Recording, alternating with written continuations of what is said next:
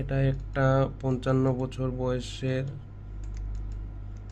MRI brain scan, T2 FLAIR sequence. এটা হলো T2 sequence.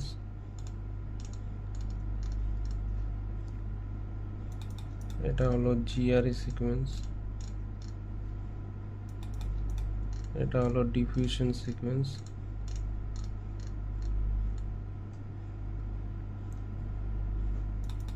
এটা হলো T1 সিকোয়েন্স।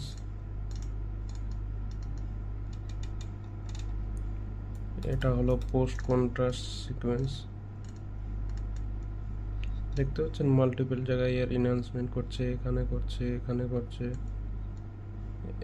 এই জায়গাটাও করছে, আবার এখানেও করছে, এখানেও আছে। এটা হতে পারে মেটাস্টেটিস। Thank you.